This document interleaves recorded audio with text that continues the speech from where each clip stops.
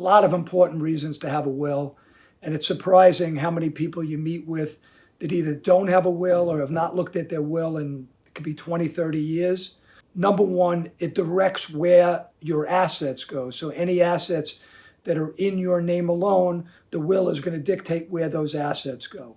It's also going to determine who the beneficiaries are and when they get the money. So especially when you're dealing with children, what age do you want these children to get those assets? Based on what age they're going to get the assets, there's different levels of protection that you're giving to them. It's also going to determine who is the executor of your will.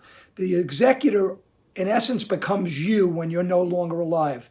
So they make all of the decisions. They sign for you. They become you. And the executor is really in control of your assets from the time that you die until it gets distributed either to trusts or to the beneficiaries. You also need to determine who the trustees are going to be, because whether you're leaving assets to your spouse in trust or you're leaving assets in trust to your children, you're going to need to have trustees. And that's a very important position. And again, just like the executor is really in your shoes in between the time you die and the assets are distributed, the trustee becomes you from that point forward until the assets get distributed out of the trust.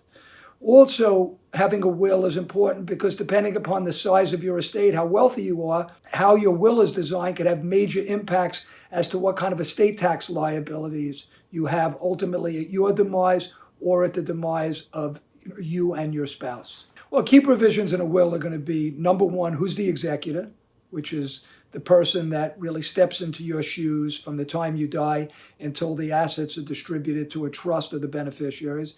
It's going to determine who your trustees are, and they step in once assets are distributed into a trust, if there is any trust in your will. The provisions are also going to determine who gets your assets. It's going to determine who the guardians are. If you have children that are minors under the age of 18, it's going to determine who's going to be looking after your children when you're no longer there. There's going to be certain tax-related provisions inside of the will that could dictate ultimately how much in estate taxes you're going to end up having to pay.